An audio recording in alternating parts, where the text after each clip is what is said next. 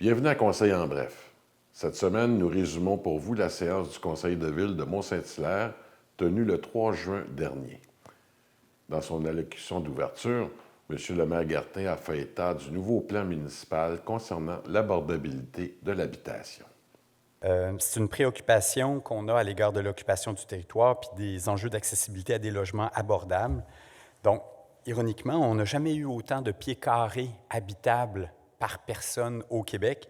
Pourtant, il y a des gens qui n'arrivent pas à se loger et surtout des gens qui n'arrivent pas à se loger en fonction de leur budget.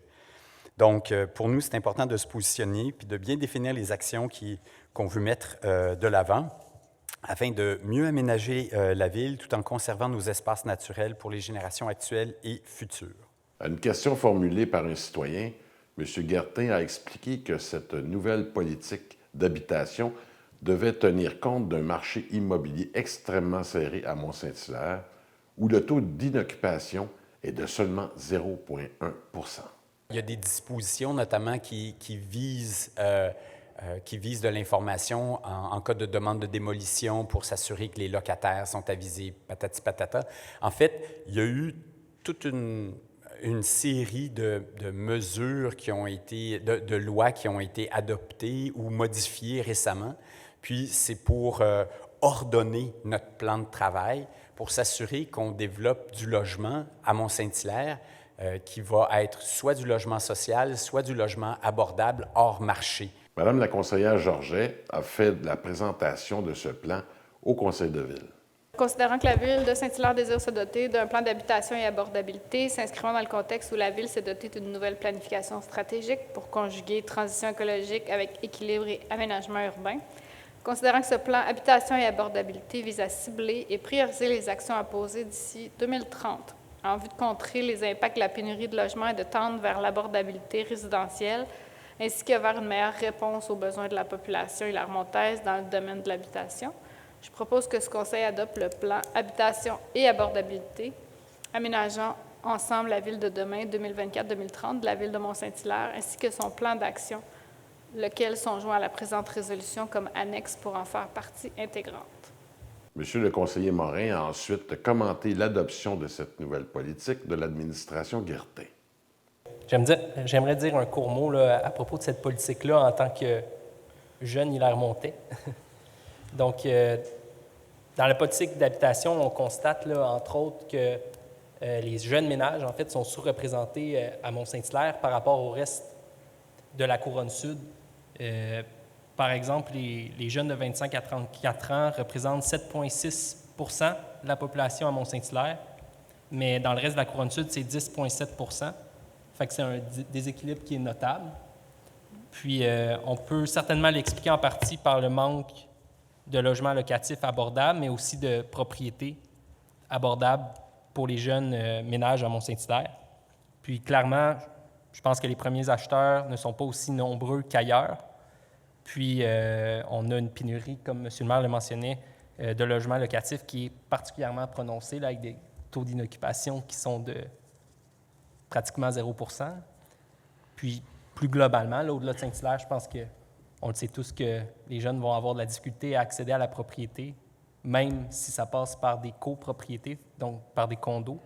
Donc, c'était juste pour dire que je suis très content là, que la Ville de Mont-Saint-Hilaire prenne le taureau par les cornes, comme on dit, puis répondre aux enjeux d'habitation que vivent les jeunes, mais aussi plein d'autres ménages, hilaire-montais. Donc, c'est super intéressant aussi. J'invite la population à lire la politique. Il y a plusieurs données pour ceux qui aiment les chiffres. Notamment. Bien, merci M. Morin pour ce commentaire, ce rappel-là. Ce n'est pas étranger aussi au fait qu'on a toujours ici d'exposer avec nous à chaque séance du Conseil notre chaise des générations qui nous rappelle à penser certes au bien-être des générations actuelles, mais aussi de toujours prendre des décisions pour les générations à venir. Monsieur le maire a conclu sur cet enjeu devenu national en y plaçant la situation de Mont-Saint-Hilaire. Il y a des enjeux pour les jeunes familles, mais il y a aussi des enjeux pour les personnes âgées à Mont-Saint-Hilaire parce que notre population, en fait, les personnes aînées sont aussi surreprésentés à Mont-Saint-Hilaire, puis ils ont des grands besoins. Plusieurs d'entre eux se voient forcés de quitter leur maison puis aimeraient rester à Mont-Saint-Hilaire, mais l'offre de logement est insuffisante. Ceci étant dit, et c'est également mis en évidence dans notre plan habitation, c'est quand même à Mont-Saint-Hilaire qu'on offre le plus de logements sociaux dans toute la vallée du Richelieu, et c'est parfaitement bien intégré au tissu urbain, donc on espère continuer sur cette lignée-là. C'est à Mont-Saint-Hilaire qu'on trouve la sous-unité de recensement la plus pauvre de toute la vallée du Richelieu et également la sous-unité de recensement la plus riche de toute la vallée du Richelieu. Donc, on a un tissu qui est très diversifié. Puis je pense que c'est un des atouts de notre communauté. C'est une réalité qui est méconnue, mais sur laquelle on espère pouvoir agir avec notre plan d'habitation. Un nouveau règlement sera adopté concernant les piscines résidentielles. Et oui, les piscines refont leur apparition, toujours dans le but de mieux s'arrimer au règlement provincial sur la sécurité des piscines résidentielles, en vous rappelant que, conformément à ce règlement provincial, on a jusqu'en 2025 pour se conformer aux nouvelles règles provinciales qui touchent notamment la sécurité des piscines résidentielles relatives aux échelles, aux plongeoires, au contrôle d'accès à la piscine, ainsi qu'aux aménagements aux abords des piscines. C'est M. le conseiller Leboeuf qui a présenté le règlement à cet effet et qui fera l'objet d'une consultation publique. Alors, je propose que le projet de règlement numéro 1235-28, intitulé « Règlement amendant le règlement de zonage numéro 1235 afin de s'arrimer au règlement provincial sur la sécurité des piscines résidentielles », soit et est adopté par ce Conseil. Que l'Assemblée publique de consultation requise en vertu de la loi sur l'aménagement et l'urbanisme soit fixée selon les normes établies à cette loi et conformément au règlement numéro 1311 de la Ville de Mont-Saint-Hilaire relatif à la délégation de pouvoir à certains fonctionnaires municipaux. Les demandes de dérogation mineure au règlement de zonage occupent régulièrement une bonne partie des séances du conseil municipal. Monsieur le maire en explique le sens. En fait, le mot le dit, une dérogation mineure a un impact mineur sur des travaux projetés ou la régularisation de travaux en cours qui ne causent pas de préjudice sérieux au voisinage. Toutefois, la dérogation est nécessaire puisque les travaux en question ne satisfont pas à l'ensemble des dispositions du règlement de zonage ou de lotissement. Il s'agit donc d'une mesure exceptionnelle autorisée par le conseil municipal afin de réaliser ou de régulariser des travaux qui ne sont pas conformes. Tout ce processus est mené dans le respect des règles édictées par la loi sur l'aménagement et l'urbanisme. Le 911 du chemin de la Montagne a fait l'objet d'une demande de dérogation mineure de la part de son propriétaire. Madame la conseillère Thibault en explique la teneur. Alors, est-ce qu'il y a eu des questions à cet effet? Aucune question par courriel. Parfait. Donc, je vais lire la résolution. Alors, je vous ai expliqué la dérogation. Donc, je propose que ce Conseil approuve la demande de dérogation mineure présentée pour la propriété portant le numéro d'immeuble situé au 911 chemin de la Montagne à Mont-Saint-Hilaire, soit le lot 5 831 584 au cadastre du Québec. Celle-ci a pour but d'autoriser une marge latérale gauche de 4,48 mètres pour une habitation unifamiliale isolée, alors que le règlement de zonage numéro 1235 prescrit, pour la zone A10, une marge latérale minimale de 7 mètres, permettant ainsi une dérogation de 2,52 mètres. Avant la proposition, M. Guertin, juste vérifier les questions en salle pour la dérogation, s'il vous plaît. Est-ce que quelqu'un croit qu'il subit un préjudice par l'adoption de cette dérogation mineure-là? Est-ce que vous vivez près du 911 chemin de la Montagne? Non? Ça va? Alors, merci, monsieur. Désolé, merci, M. Saint-Onge. Alors, je seconde. J'ai pas fini? Ah, excuse-moi. Le tout selon les conditions énoncées à la recommandation CCU 240-423-21 du procès-verbal du 23 avril 2024 du Comité consultatif d'urbanisme de la Ville de Mont-Saint-Hilaire et tel qu'il apparaît au plan projet d'implantation préparé par M. François Lemay, arpenteur géomètre. Cette demande est déposée dans le cadre d'une demande de permis d'agrandissement de l'immeuble, ayant notamment pour but de transformer l'abri pour automobiles existant en garage. M. Guertin a présenté au Conseil le nouveau service CLIC. Il y a eu un lancement officiel de notre Centre local d'information et d'initiative citoyenne, ce qu'on appelle, nous, le CLIC, qui a eu lieu le 22 mai dernier. En fait, on est heureux de vous offrir un nouveau service centralisé où vous avez accès à une panoplie de services, dont l'accompagnement dans vos recherches ou vos demandes de permis en ligne, la possibilité d'avoir votre carte citoyenne, loisirs, bibliothèque ou autre, un service d'assermentation aussi, puis vous avez même un ordinateur accessible qui vous permet d'accéder à un portail en ligne et de faire des demandes avec un certain accompagnement. Et on a également mis en œuvre un portail, en fait, qui s'appelle clickvillemsh.ca, dans lequel vous allez pouvoir faire le suivi de nos grands projets, puis la possibilité de faire des signalements, de répondre à des sondages, etc. Puis, donc, on vous invite fortement à retenir un seul mot, c'est-à-dire click, où vous pouvez maintenant vous adresser vos demandes au click@commercialvillemsh.ca ou tout simplement de signaler le 450-467-CLIC ou, si vous voulez, le 450-467-2542.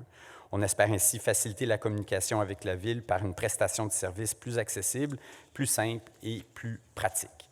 Le comité chargé de conseiller l'administration municipale sur ses politiques culturelles sera dorénavant désigné comme étant le comité consultatif sur la vitalité culturelle de la ville de Mont-Saint-Hilaire. Monsieur le conseiller Rainville explique pourquoi.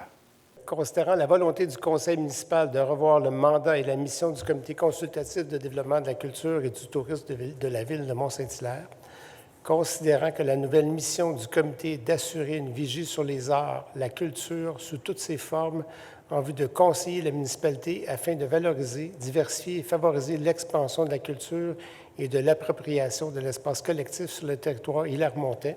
Madame Georget présente au conseil municipal le montant octroyé aux projets retenus dans le cadre du budget participatif. Alors, je propose que ce conseil approuve la création d'une enveloppe budgétaire à même le fonds de roulement, poste budgétaire 55 911 001 pour la réalisation du projet gagnant de l'édition 2023 du budget participatif, donc l'aménagement de terrain de pickleball au montant de 70 000 et qu'il y a les crédits disponibles, que la somme empruntée au fonds de roulement soit remboursable sur une période de 3 ans. J'appuie. Merci. Tous d'accord? Oui. Une citoyenne était plutôt anxieuse de connaître le sort réservé à une demande d'aide financière pour le 50e anniversaire des activités de ballet classique de Mont-Saint-Hilaire. Elle a reçu de la part du maire une réponse teintée d'une certaine complicité humoristique. Oh, mais là, vous êtes un peu impatiente, là. Il faut attendre jusqu'au point 14. Mais si votre demande habituellement se retrouve à l'ordre du jour comme ça, c'est que c'est une requête qui est favorable. Puis, comme vous savez, puisqu'on utilise, en fait, on va affecter des données publiques, il faut avoir une résolution. Donc, habituellement, je vous donne un indice. Quand votre demande est rejetée, elle ne se retrouve jamais à l'ordre du jour. Parce que, dans le fond, c'est administrativement, on vous communique l'information.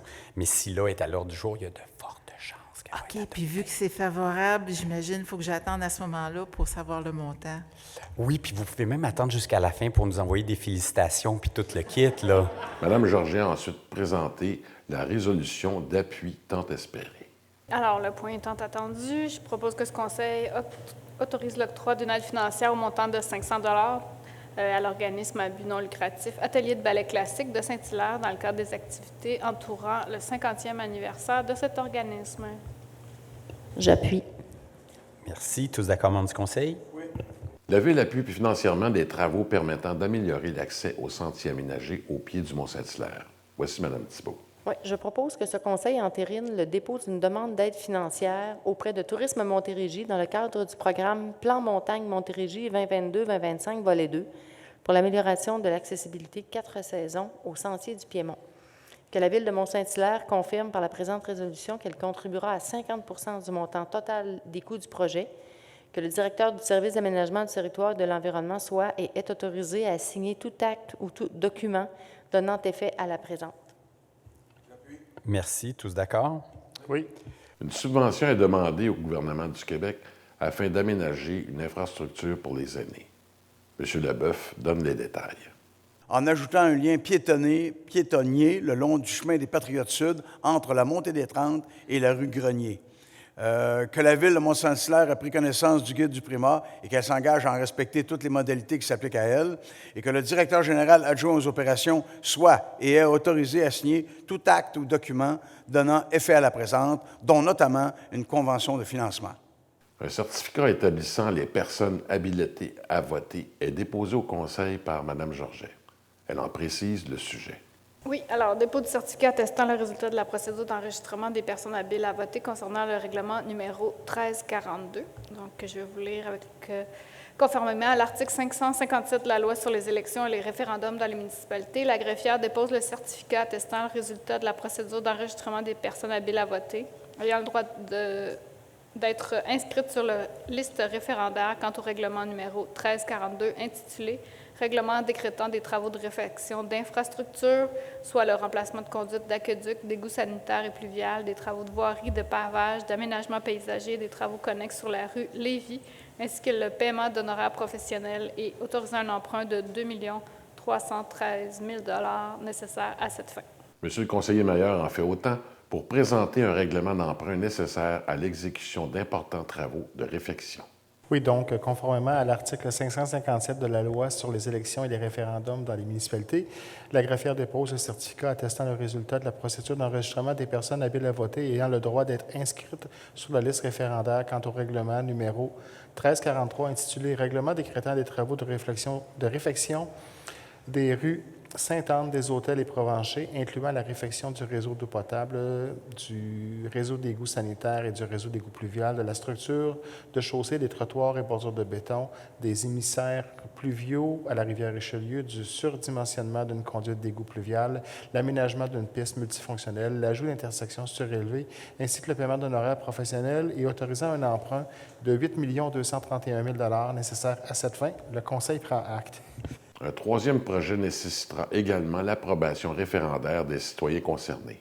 Madame Thibault. Alors, conformément à l'article 557 de la Loi sur les élections et les référendums dans les municipalités, la greffière dépose le certificat attestant le résultat de la procédure d'enregistrement des personnes habiles à voter ayant le droit d'être inscrites sur la liste référendaire quant au règlement numéro 1350 intitulé « Règlement décrétant des travaux de réfection de la conduite d'eau potable sur le boulevard Sir-Wilfrid-Laurier, donc la route 116, incluant la réfection des surfaces endommagées ainsi que le paiement d'honoraires professionnels et autorisant un emprunt de 4 256 000 $ nécessaire à cette fin. Le Conseil prend acte. M. Maillard explique l'avantage de recourir à l'augmentation de la taille du fonds de roulement de l'administration municipale. Donc, je propose que le règlement numéro 1353, intitulé « Règlement autorisant l'augmentation du fonds de roulement d'un montant de 151 700 $ afin de le porter à une somme de 4 299 700 $, soit et adopté par ce Conseil. » Juste une précision, ce fonds-là sert à ce que la Ville se prête de l'argent à 0 % d'intérêt. Donc, c'est intéressant présentement avec les taux élevés qu'on a. Et c'est suivi de toutes sortes de dispositions comptables qui nous obligent à renflouer le dit fonds. Exactement. Le nouveau contrat octroyé pour la tonte du gazon des propriétés municipales permettra de réaliser des économies environnementalement profitables. Un élément qui est intéressant, c'est qu'on réduit les superficies de tonte de gazon cette année. Fait que ça nous permet d'économiser des coûts puis aussi de réduire nos gaz à effet de serre. Donc, je propose que ce Conseil approuve conditionnellement aux approbations requises par la loi la soumission des entretiens de pelouse Éco-Verdure Inc.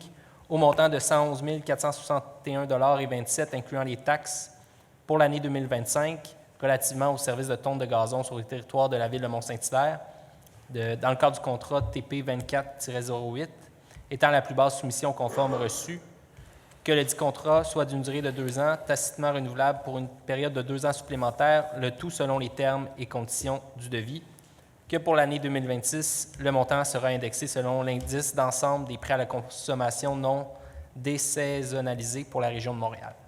Un citoyen a demandé au premier magistrat de Mont-Saint-Hilaire quelles seront les suites d'une pétition qui fut déposée à la Ville pour contester un projet de règlement. L'idée ici, c'est pas de se battre contre, mais bien, dans le fond, de mener le processus qui est prévu par la loi, quand, dans le fond, il y a contestation sur des dispositions qui sont prévues. Juste pour le bénéfice de tous, dans le fond, les réserves que nous expriment les citoyens, c'est par rapport à la taille des garages, où on prévoit 60 mètres carrés pour des garages maximum, puis des emprises limitées au sol par rapport à des terrains sur notamment le chemin des Patriotes et d'autres.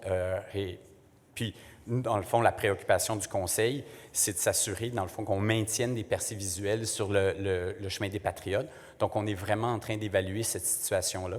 Maintenant, M. Brault, je vais vous relancer une question. Oui. avez-vous, dans le fond, engagé des gens pour faire du porte-à-porte, pour recueillir les signatures? Donc, Non. il n'y a eu aucune rétribution Non. pour les gens qui ont sillonné les rues? Une citoyenne a manifesté son mécontentement à propos de la taxe envisagée sur les immatriculations qui serait imposée aux résidents de la communauté métropolitaine de Montréal.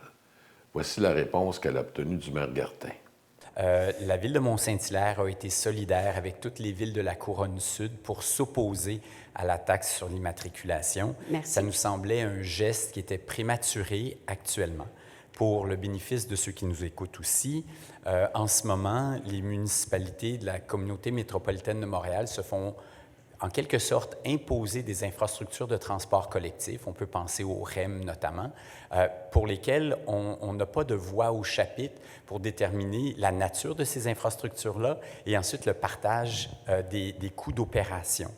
Et ensuite, on parle toujours du transport collectif comme s'il fallait que ça soit un service qui est rentable. Or, il y a plein de services de l'État pour lesquels on n'a pas ce même genre de préoccupation-là. On se soucie guère à savoir si nos routes sont rentables, si nos hôpitaux sont rentables, si nos écoles sont rentables. Pourtant, pour le transport collectif, on s'impose ce vocabulaire-là de la rentabilité.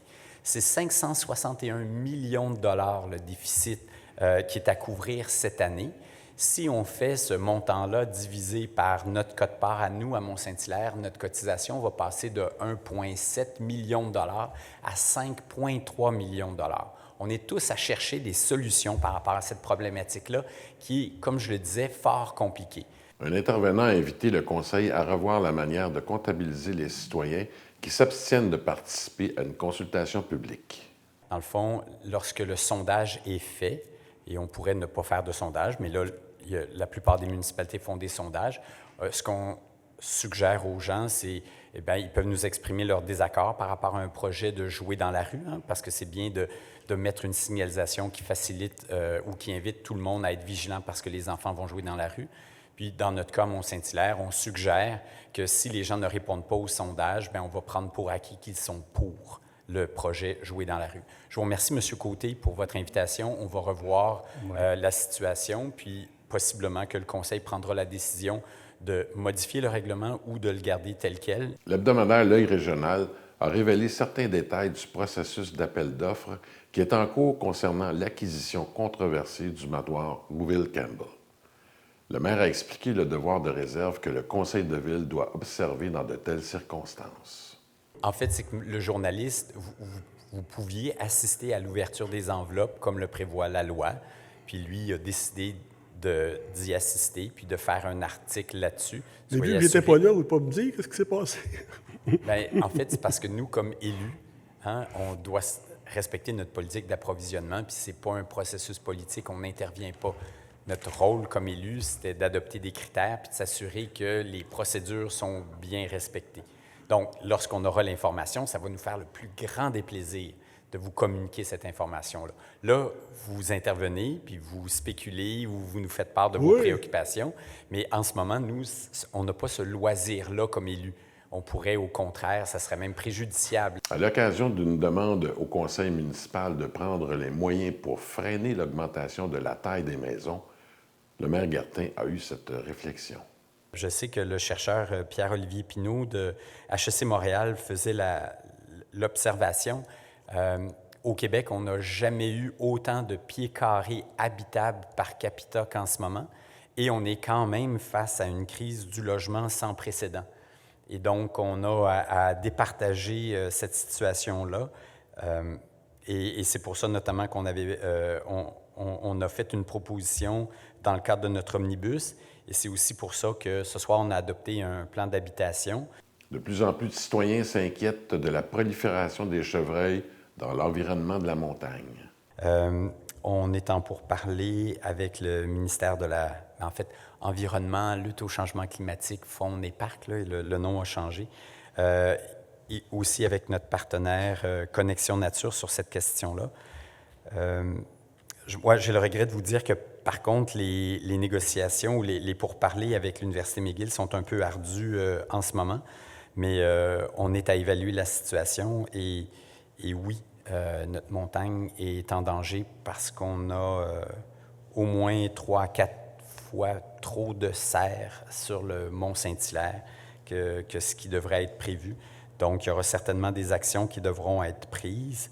Puis je me réjouis de constater qu'une des actions, notamment qui a été déployée jusqu'à maintenant et qui semble porter fruit, c'est l'aménagement d'exclos, donc de clôtures, comme le font tous nos pommiculteurs à Mont-Saint-Hilaire, des clôtures qui permettent d'exclure les cerfs de Virginie de certains secteurs. On le fait notamment pour des fins éducatives le long du sentier du Piémont, puis dans des secteurs qui sont écologiquement fragiles.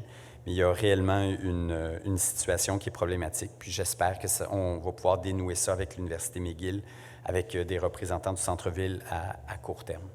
Voilà qui conclut cette édition de Conseil en bref, qui reprenait des points saillants de la séance du Conseil municipal de Mont-Saint-Hilaire tenue le 3 juin 2024.